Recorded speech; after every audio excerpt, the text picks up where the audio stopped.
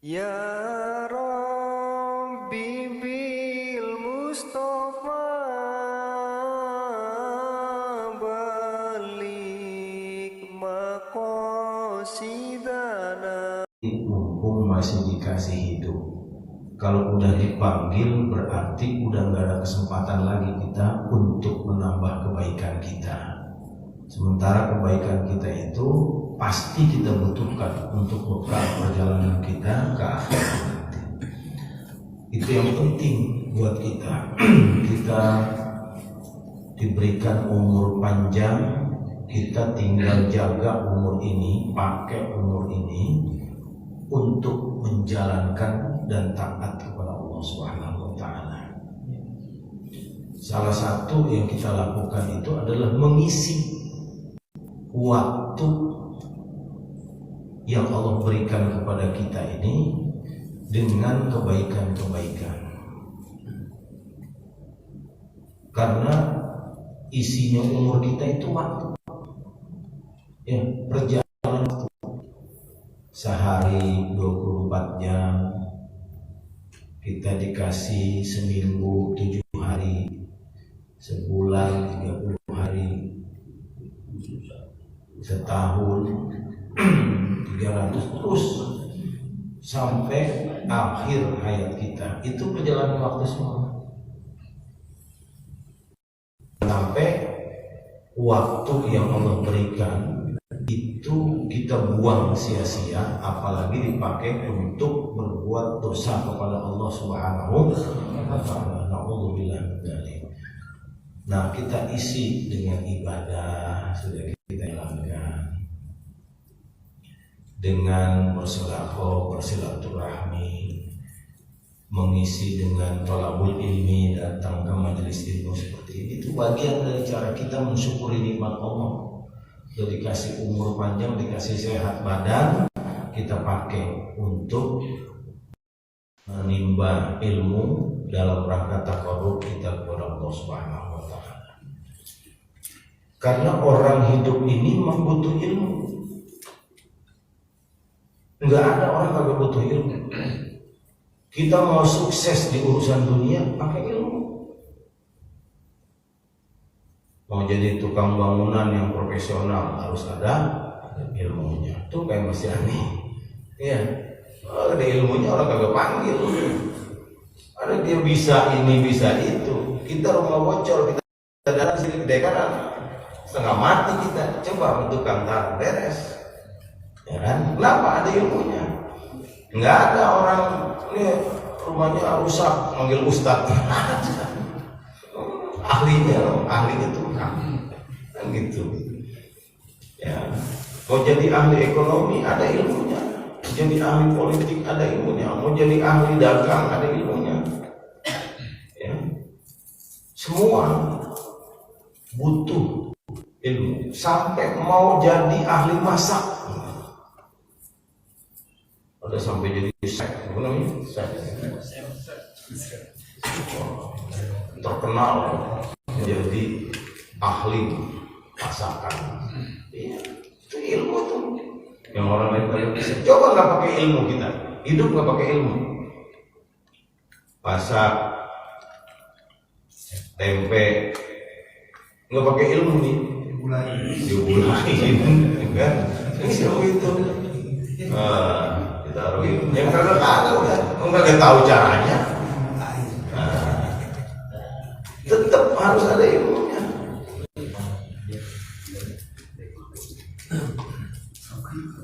Nah, ilmu itu bekal hidup kita.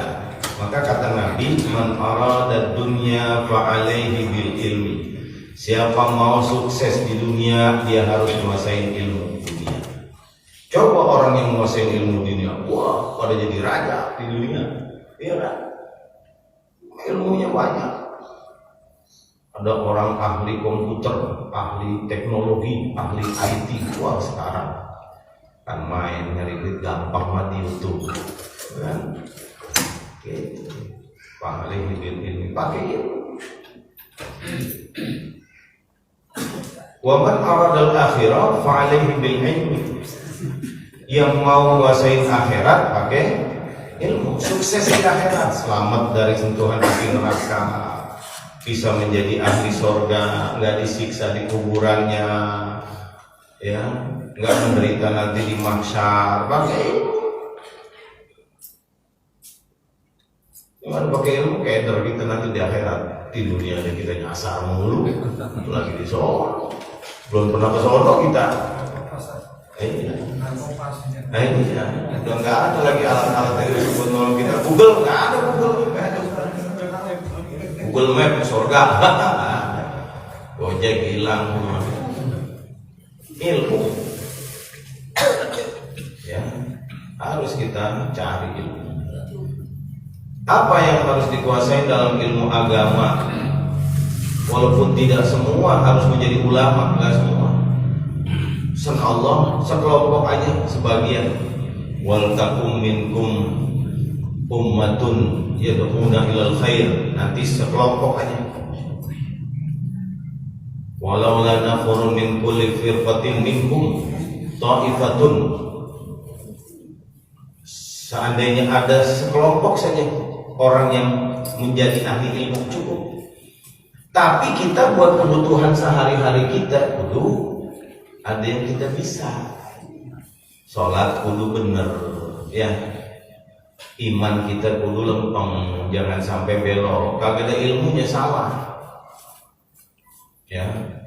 Udah orang jadiin Quran, ayat Quran, tapi buat melet orang, gitu kan? Iya, jadiin jampean, jadiin apa? Salah ilmu. Walaupun Quran memang ayatnya punya kekuatan ijazi, ada energi kemukjizatan yang nempel di ayat-ayat Al-Quran sehingga dia bisa dipakai buat itu. Tapi kalau kita salah, nggak punya ilmunya, kita bisa bukan beriman, bukan percaya, bukan minta tolong kepada Allah, melainkan percaya kepada kekuatan ayat. Nah, itu yang nggak boleh. Jadi Tuhan kita dua, satu Allah, yang kedua ayat. Maka kita kudu ngaji di situ, jangan sampai salah beriman. Karena tipis kata Nabi, bedanya iman dengan syirik itu tipis kan, sedikit melenceng, kita mentuhankan yang lain selain Allah. Pakai benda-benda, ya kan? Supaya dagangan laris. Nih, pegang nih pokoknya bambu, apa namanya? Bambu ketung, matanya berhadapan, ya kan? Cari setengah mati yang begituan. Nih, nih apa? Duri babi, apa namanya? Macem-macem lah pokoknya. Iya kan? Mani gajah, susah bener nyari itu. Nungguin gajah kawin dulu kan, belum tentu dapat. Kunci masuk semua kagak dapat kita. Maninya yang tumpah gitu, ukur-ukur. Kembali bikin gila kita, bikin orang kesaktian kadang-kadang. Nah, jangan sampai kita meleset keimanan kita. Yang harusnya kita bersandar total kepada Allah menjadi bersandar kepada selain itu ada ilmunya. Bacaan ada ilmunya, ya, bacaan Al-Quran kudu benar hurufnya, kudu benar makhrajnya, panjang pendeknya, hukum nunnya, hukum mimnya, kudu benar baca tasdid dan seterusnya. Jangan sampai ada yang salah pas dibacaan sholat, sementara itu yang wajib bacaannya salah, ya. Semua ada ilmunya, ya. Mau sukses dunia akhirat ada ilmunya, dan ilmu itu bisa menjadi jalannya rizki yang akan Allah berikan kepada kita. Orang punya ilmu, alhamdulillah, bisa jadi tukang misalnya. Panggil sono dapat bayaran, panggil sini dibayar orang, dan panggil sini dibayar orang. Kebutuhan hidupnya terpenuhi dengan sendirinya. Kenapa? Dia punya jalannya. Gitu. Ada orang jago banget ngobek. Wah, pokoknya kalau mandi di tangan dia beres sudah pasti gol. Wah, mantap. Ya kan? Jalannya banyak. Gitu. Ya. Karena ilmu apa aja itu bisa menjadi jalan di sini. Ilmu agama bisa nggak jadi jalan? Bisa. Banyak orang ahli agama dari situ terpenuhi kebutuhan hidupnya. Ya, jadi ustaz. Ya, jelek-jeleknya diundang tahlil bawa berkat ya pulang. Ya kan? Ya dapat rezeki kan? Dapat. Orang satunya buat Iya, orang satunya dua. Iya. Ada yang jadi dosen, ya kan? Dia bisa ngajar di perguruan tinggi Islam, ngajar agama, ngajar tasawuf, ngajar fikih, ngajar nahwu, ngajar filsafat, ngajar ilmu hukum Islam. Oh, dia bisa sejahtera. Itu jalan rezeki semua. Ya. Jadi makanya kuasain aja ilmu apa aja dikuasai. Ya, ntar itu bisa menjadi jalan rezeki. Nah, di atas ilmu itu ada hikmah. Kalau para pakar bilang ilmu itu kecerdasan intelektual, isinya otak. Pengetahuan apa aja isi itu otak kita. Sering baca, sering mengamati, sering cari informasi, itu isi otak kita. Jadi kita banyak tahu nih, banyak referensi, banyak informasi, literasi yang masuk ke kita. Ya, baca ya, sebanyak-banyaknya. Informasi sekarang terbuka banget di mana-mana. Ya kan, di Google kita mencari apa aja ketemu.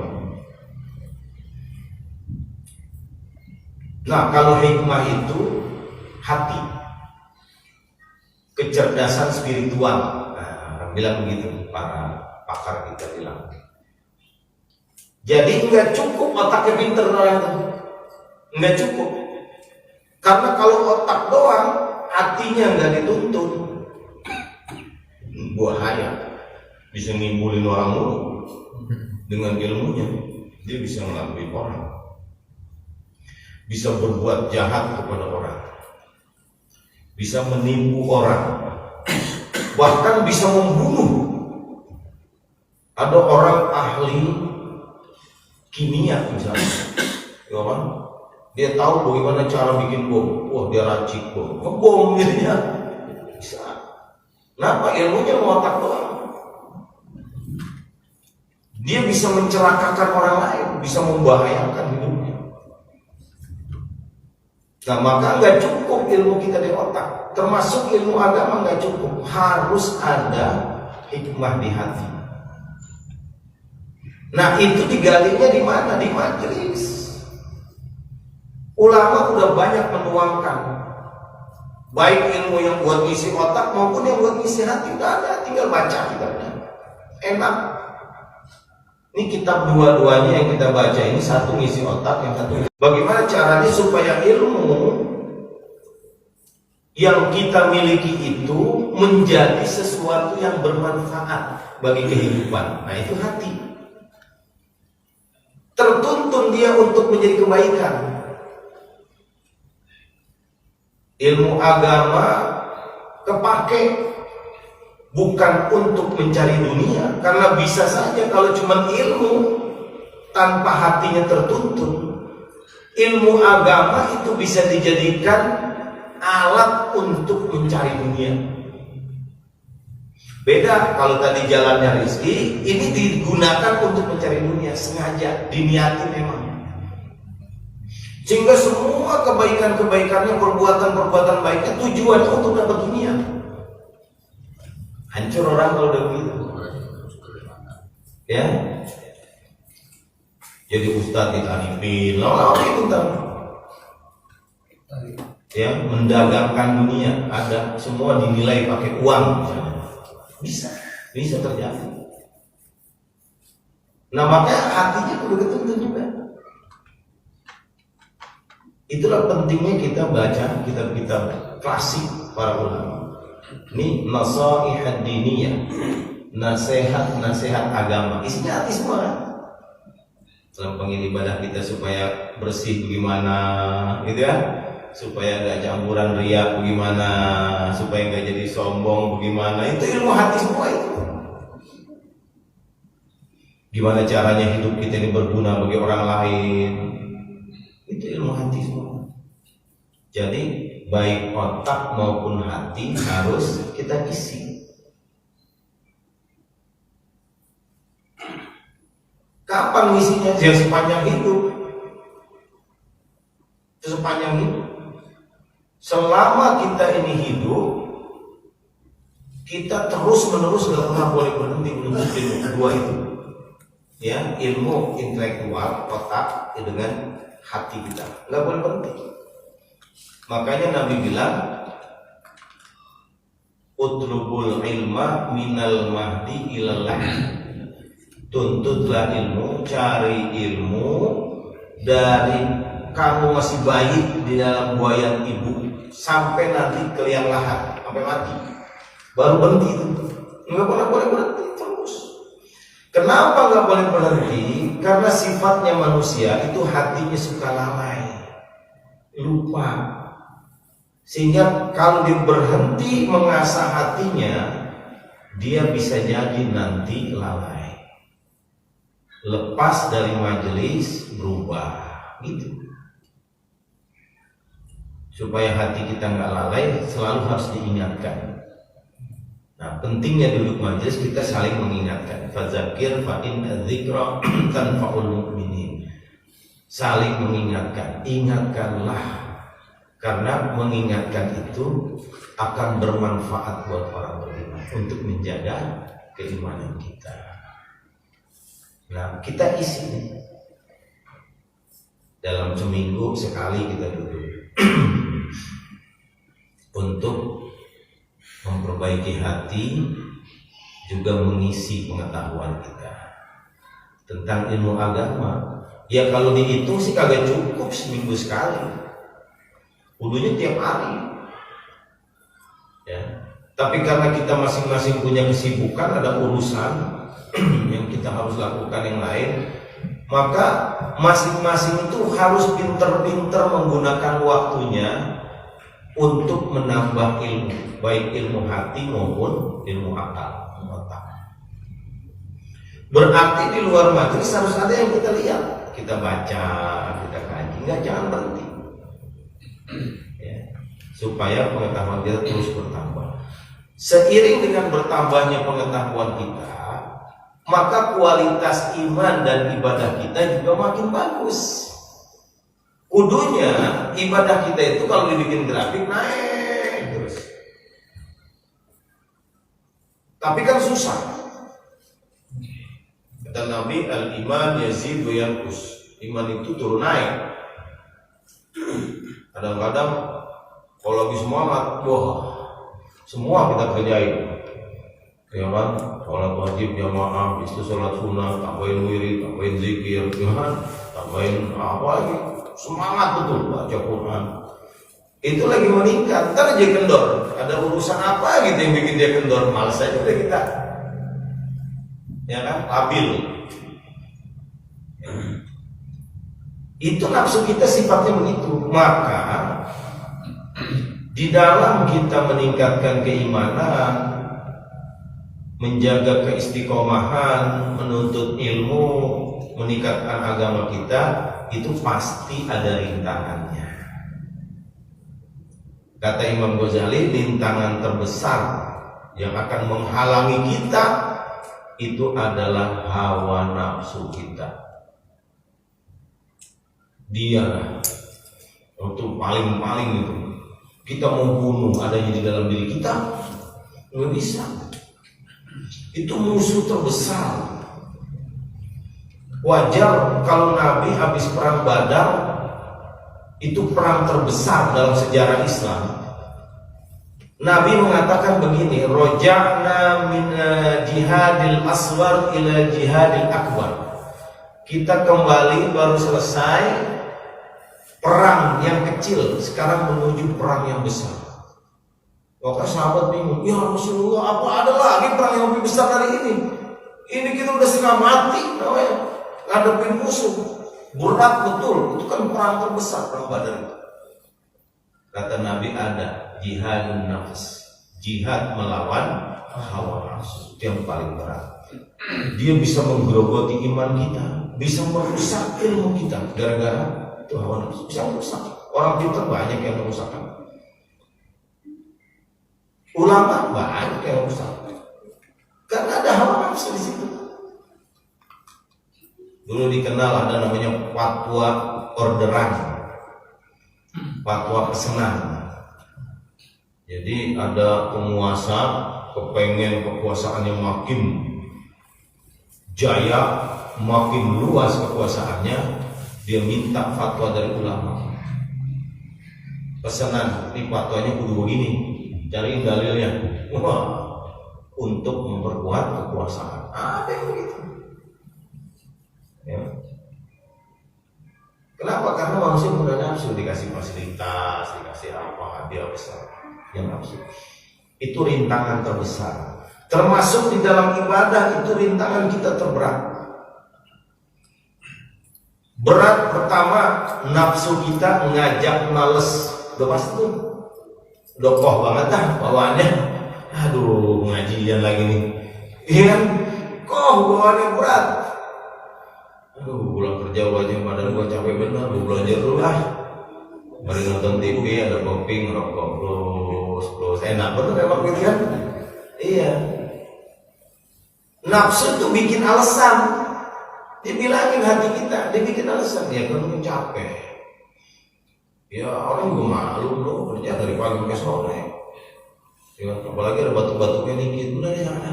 Aduh, bisa bener dia, bikin kita ogah. Nafsu kerjaan itu. Ya, batin sama setan. Iya bener. Bawaannya berat, mau bangun kita pegangin itu, nempel tuh pantat di bangku. Ya, berat bawaannya. Mau melangkah dua kaki kayak dia pegangin aja. Itu rintangan pertama. Kalau kita lolos, berhasil, rintangan itu kita lawan, enggak, gua mau ngaji, gua pengen bener, gitu kan. Berhasil kita jalan tuh, dikritikin di jalanan, disuruh bangga, emang lu udah orang paling bener di kampung, gak ada lagi. Ya, dia kata capek lu bela-belain ngaji, orang gak ada yang tahu, lu paling bener. Ya, mulai hati kita tuh berasa begitu, digodain terus. Jadi dia kepengen rusak amal kita. Itu kerjaannya tuh. Dia kerjasama sama setan.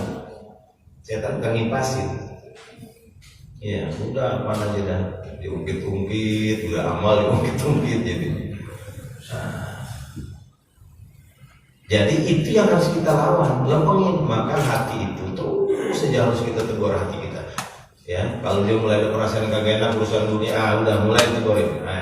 Ingat pada Allah gitu. Kenapa? Karena nanti emang di akhirat itu yang hanya diterima oleh Allah itu orang yang hatinya bersih. Yauma la yanfa'u malu wala banun illa man atallaha biqalbin salim. Di akhirat semua kagak ada lagi manfaatnya, harta, anak, udah gak ada yang bisa dibanggakan. Kecuali orang hamba yang datang menghadap Allah dengan hati yang bersih, itu yang diterima. Jadi semua itu hati. Supaya ibadah kita diterima Allah, hati kudu bersih. Supaya sikap kita baik kepada orang, hati kudu bersih. Supaya gak ada niat jahat, hati kudu semua di situ. Dan setiap kejahatan itu bisa dilakukan atau bisa dihentikan itu oleh hati. Maka Nabi wanti-wanti pesan supaya hati itu dijaga. Ya. Ala inna fil jasadi mudghah. Ketahuilah kata Nabi, di dalam jasadmu itu ada mudghah, segumpal daging. Idza saluhat saluhal jasadu kullu. Kalau dia baik, semua jadi baik. Orang hatinya baik, mukanya cerah, senyumnya enak. Coba lagi ngeruan. Kita aja ngomong agak enak. Udah jatuh mukanya bawa kita. Iya. Ada orang lagi marah-marah sama orang di mana-mana dimarahnya. Kita aja ngobrol bisa semprot kita. Bawaannya hati kan. Emang hatinya lagi panas. Gitu. Jadi apa yang ada di hati itu akan terrefleksi, akan keluar dalam bentuk sikap dan perbuatan. Maka hati kudu benar supaya sikap dan perbuatan kita menjadi benar. Itulah pentingnya majelis. Kadang-kadang kita lagi bagaimana, lagi puyeng, ya kan, lagi bingung hati kita, datang ke majelis, lega. Ada aja yang dijawab. Kan kita masing-masing punya pengalaman. Kita masing-masing punya pengalaman ngaji di mana-mana. Sering tuh, saya juga sering merasakan begitu. Ada urusan lagi buntu banget ini pikiran, datang ngaji. Guru kalau kan ngomong masalah itu, udah pas aja sama kita. Oh iya, ketemu pikiran kita. Dan ini saya tanya beberapa orang yang sering datang ke majelis. Ternyata memang Allah tuh tahu caranya. Kita kadang-kadang masalah kita yang mampet kalau ketemu jalan keluar, begitu datang ke majelis kok kejawab. Iya, pas banget ya. Udah saya begini nih. Nah, itu pentingnya majelis. Emang Allah siapkan buat ketika kita hati kita ini lagi. Justru makanya kalau hati lagi kurang enak, buru-buru datang. Nanti terobati. Kenapa? Karena di majelis itu bukan hanya manusia. Ada banyak malaikat turun yang datang ke majelis. Ini taman-tamannya surga kata Nabi. Tamannya surga itu malaikat betah duduk bersama kita. Dan ada kebaikan-kebaikan yang diaminkan oleh malaikat. Siapa tahu di antara niat kita, cita-cita kita, harapan kita dikabulkan oleh Allah karena diaminkan di dalam majelis ini. Insya Allah. Nah, maka ayo kita berniat malam ini kita nggak ngaji kitab. Kita berniat untuk terus istiqomah.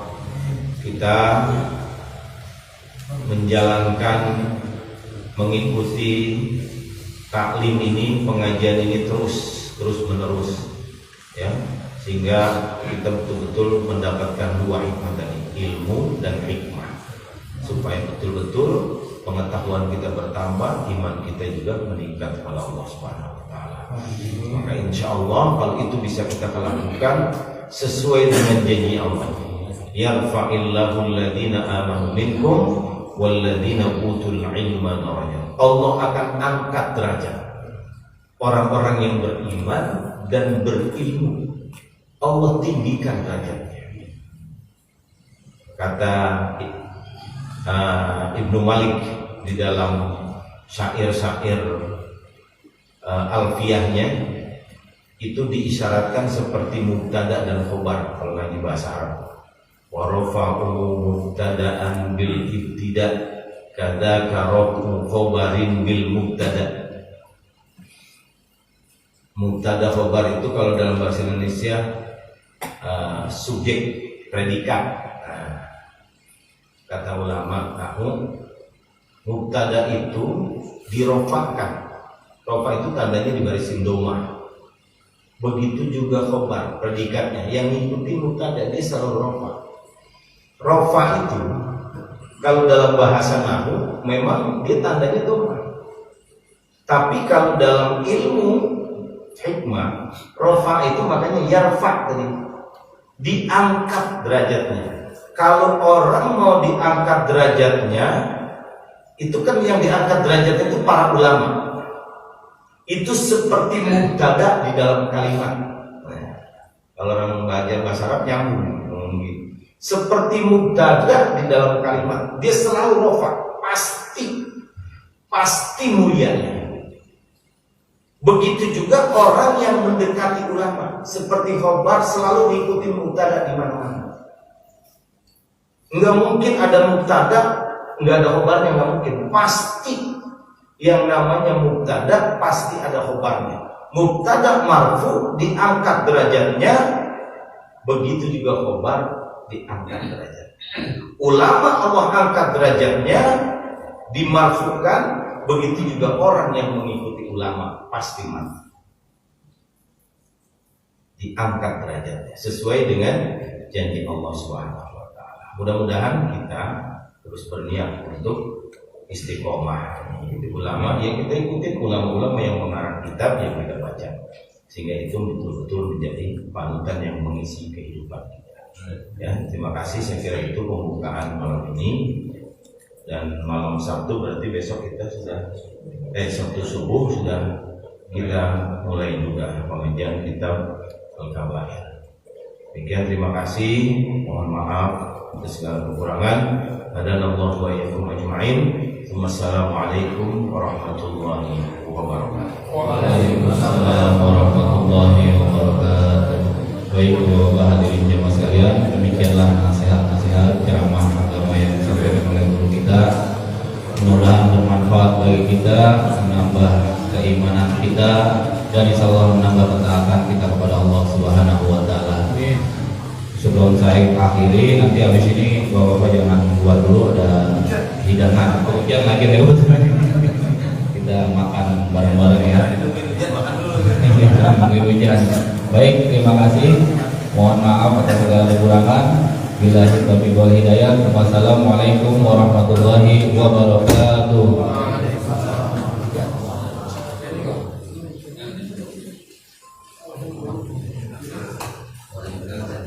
يا ربنا اعترفنا بأننا اقترفنا وآننا أسرفنا على لظى أسرفنا.